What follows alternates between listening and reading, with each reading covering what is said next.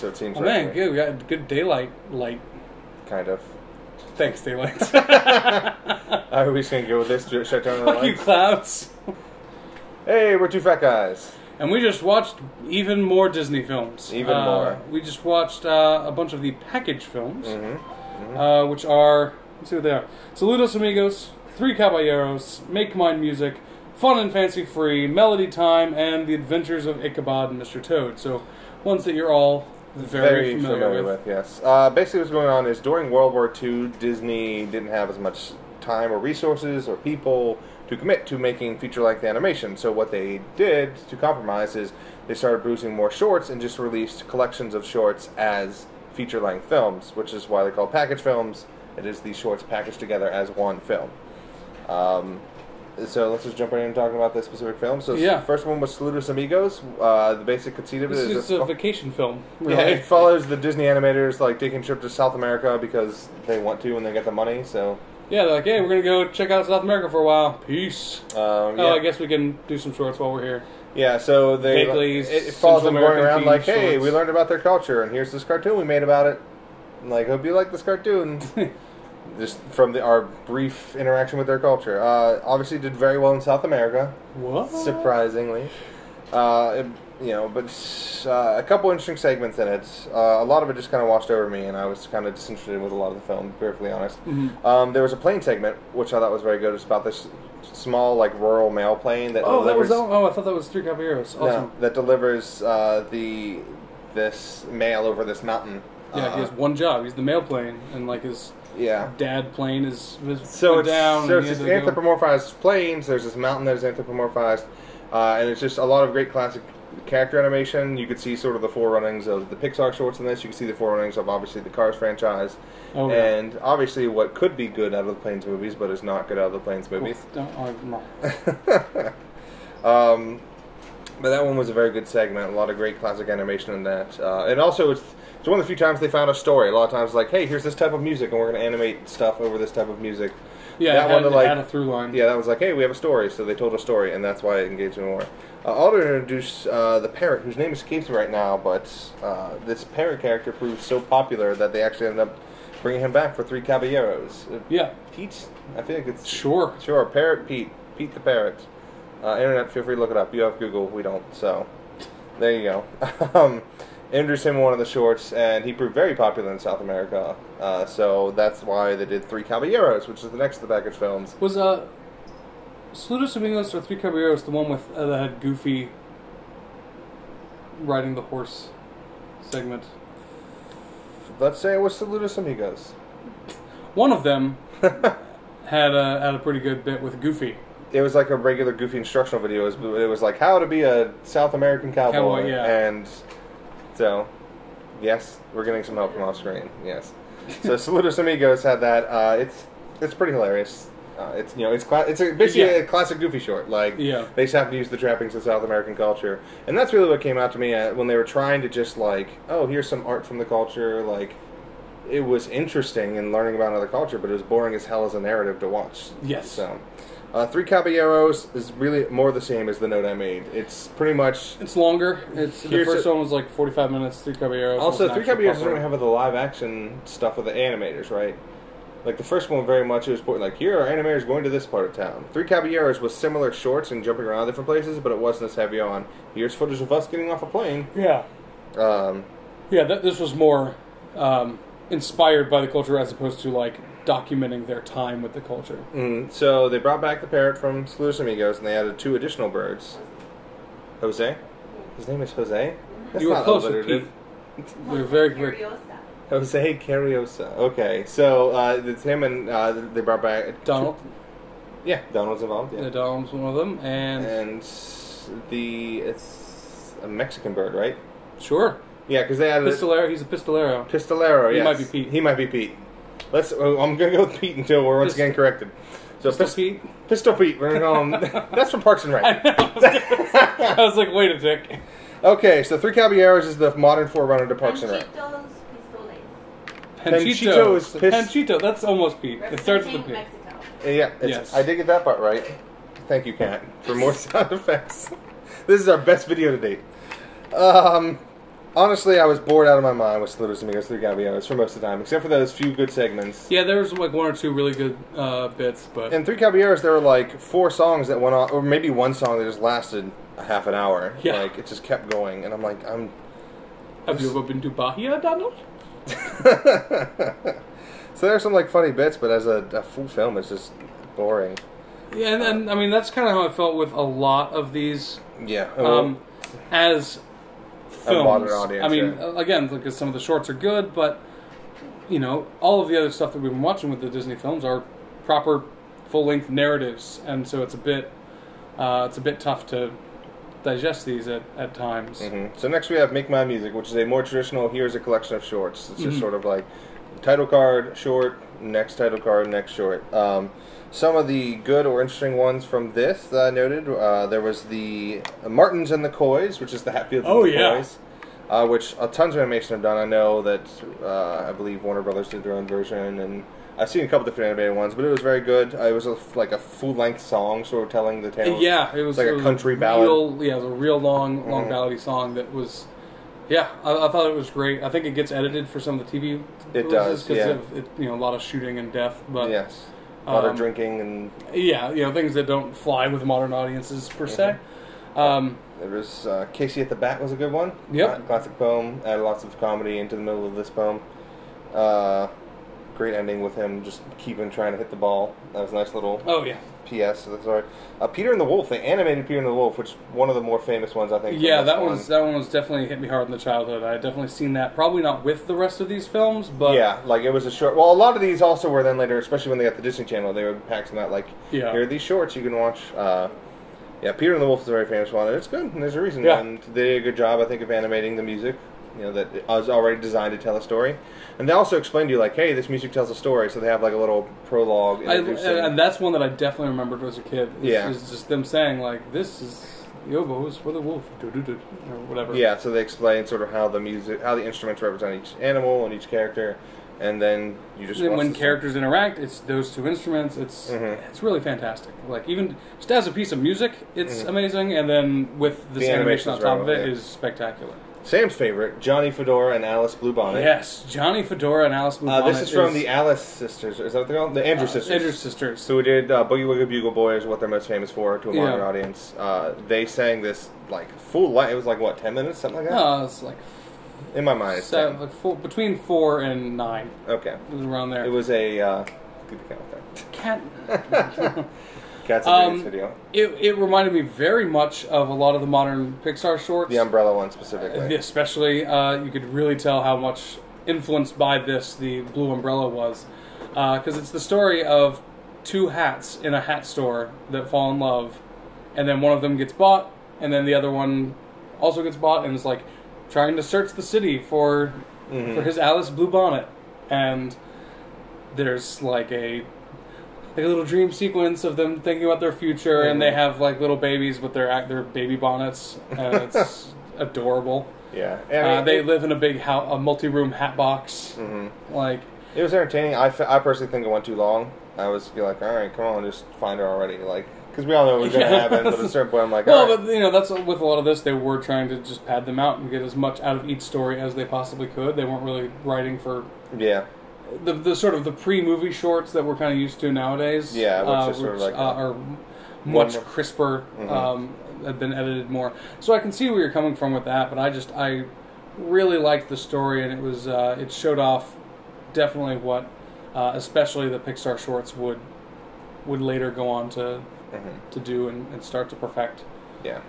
Whereas you were a big fan of that one, I was a huge fan of The Whale Who Wanted to Sing at the Opera. I mean, I was also a fan of that. That is apparently Jess's favorite. Like, the title had me. Like, I don't care what you do. You could have just, had no content. Like, there's a short called The Whale Who Wanted to Sing at the Opera. I remember when we started this film looking, I was like, all right, what are the names? What are the short names? And I saw that one, I was like, fucking awesome. Yeah, and it's exactly what it says on the tin. It was about a whale who wanted to sing at the opera, and it's fantastic. Yeah. And the great sailors who fall in love with the music, and then the one crazy captain who still wants to kill him, and a lot of these are obviously musically inspired. These are all pretty much carried through music. Make Mine Music. Yes. Checks out. Very good though. This was I think the highest percentage of the individual shorts that were enjoyable, but it still came down to like a bunch of collection of shorts. So like by the hour and a half mark, I was like, Jesus, can we just like stop being a film? Next up, very similar one, Fun and Fancy Free. Oh, actually no, it's only 2. That's right, Fun and Fancy Free. That's right. Only had 2 shorts. One was Bongo the Bear. It's about this bear that escaped. He's a famous performing bear in a circus, and then he like falls out of his train, and he ends up in the wilderness and doesn't know how to survive in the wilderness. He doesn't know the way of the woods. Yeah. So it's about him trying to acclimate. Yeah, then he meets forest bears. Most notable for the delightful song "Bear Says It With a Slap." That came out of nowhere. The show was starting to lose me. Yeah, we're getting kind of bored. Like, okay, I get it. He's a city bear, doesn't know his way around the forest. But then they start the song "Bear Says It With a Slap," and it is delightful.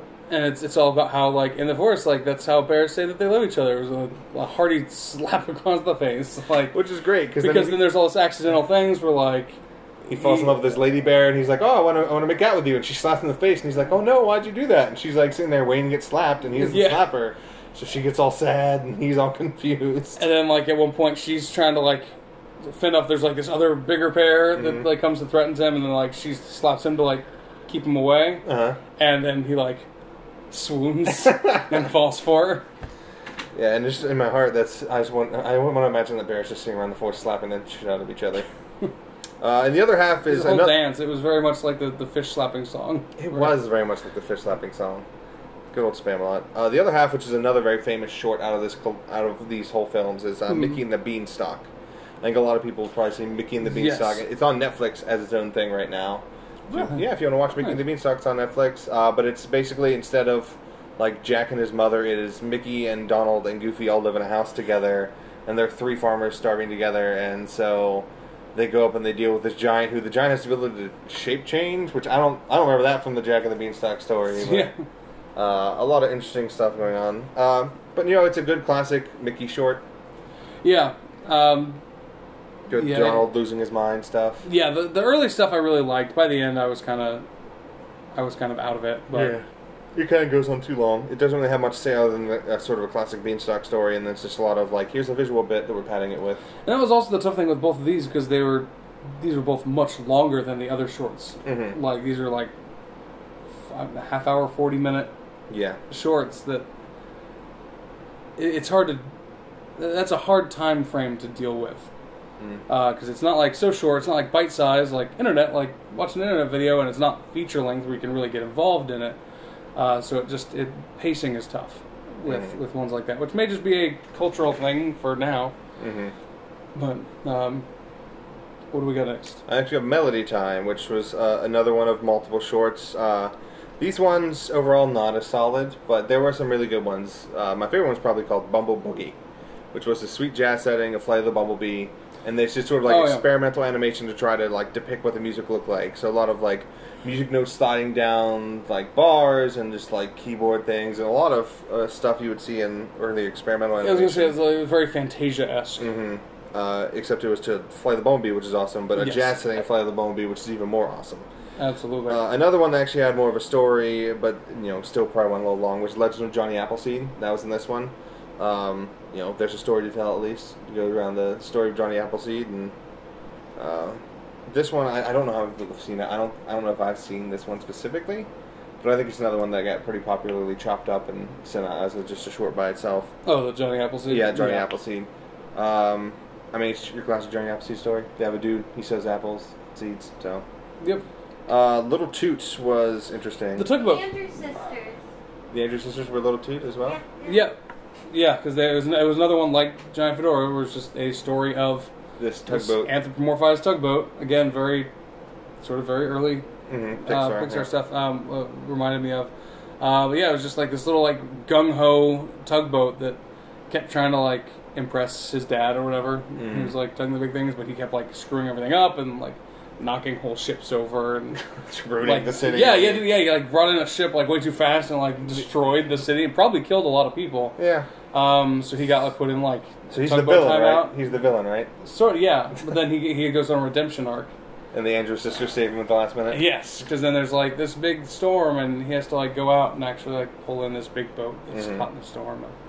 It was pretty delightful. Again, probably maybe a bit long. Yeah, the only show I remembered is one that was definitely too long. It's Pecos Bill. It sort of ended it up, and it was the longest by far out of this set. You need to refresh my memory. What started with them around the campfire, and it was like the kids from the So Dear to My Heart were there, and they're like, "Oh, tell us about Pecos Bill," and they sang a folk song about Pecos Bill, about basically him being a cowboy, and it was not interesting. Was I even awake for that? It's Roy Rogers singing. You were. Oh wait. I don't know if you're awake for that. You have to remember because that little girl from So Dear to My Heart and everything. Vaguely, I was really drifting hard at that point. This Melody Time was a hard one to make it through. Full disclosure. So we're going to move on. This last one is Adventures of Ichabod and Mr. Toad, which, as the title suggests, is just two stories. It's an adventure of Ichabod and it's an adventure of Mr. Toad. They don't cross over. Yeah. So Ichabod is Ichabod Crane. It's sad because, I totally watched a story about Ichabod and Mr. Toad. Yeah. Weird crossover between Legend of Sleepy Hollow and Wind in the Willows. Yeah. The famous crossover that happens. Yeah. But Ichabod Crane, so it's kind of a weird retelling of Legend of Sleepy Hollow where he's like the villain. Like, Ichabod Crane is not a good guy in this. He's sort of a bumbling idiot. And he doesn't win. He's like a bad guy in this. It's sort of a weird adaptation of it. I don't remember any of that. I feel like you slept through a lot of Ichabod. Probably. Did we watch this after Melody Time? Did we do this in one night? Maybe. It's been a while. Maybe, because I was like, it's just not, 80 minutes or whatever. Let's just power through. Yeah, but it's a weird retelling. So if you know the Legend of Sleepy Hollow, feel free to watch this because it's different. It's very different. There's a Headless Horseman, and that's about the similarity. Someone named Ichabod. There's a character named Ichabod Crane, and that's about it. Mr. Toad is an adaptation of parts of the story of The Wind in the Willows, primarily featuring the character of Mr. Toad, as you might imagine from the title. It's basically him getting cheated out of his house by weasels, and then him sneaking back in to get the deed to prove that he should have kept his house. It's a very weird story. Also, it involves cars. Like, it's the invention of the automobile, so he goes car crazy. It meanders for a while. Once they get to the point where they're breaking into the house, then it's very interesting. Then they have a clear goal. It's engaging. The characters are interesting. The animation's funny. The bits are good. Up to that point, it's just kind of a lot of random scenes thrown together that I had a hard time following. But once they break into the house, then you're in for the good stuff. Then it's a bunch of toads fighting weasels. Which is not a euphemism. It's literally what happens. Overall, though, just the trends of this era, a lot of the short sections are interesting. Disney, that's what they started on. They started making shorts. They know how to make shorts, but especially to a modern audience like us, it's just, you can't do a feature film like that. Yeah, so watch the shorts if you get a chance, individualized. Don't sit down and watch 80 minutes straight of these terrible shorts. Or, fucking 3.5 hours or whatever we did. Yeah. It's not the ideal way to consume that media. Mm-hmm. But definitely check out Johnny Fedora and Alice Bluebonnet. Definitely check out The Whale Singing the Opera and Bumble Boogie. That's a good one. Yeah, there's quite a few in there that I would recommend. But yeah, and like I said, some of these actually are on Netflix if you want to check out Mickey and the Beanstalk. See the weird changes they made to the giant. I mean, it's a pretty funny character voice. Yeah. But yeah, overall, I'm going to be happy to get past these films. Yeah, because now we can move on. Yeah, next up is Disney in the 50s is the era we're on, and the first film is Cinderella, which just got on Blu-ray, so it's going to look amazing. So, yeah, next time we talk to you about the main Disney films, it'll be Cinderella. So, bye. We weren't doing gun hands. I thought we were doing gun hands. You were doing gun hands, I was not. What started as a fun activity is now a chore. Yeah.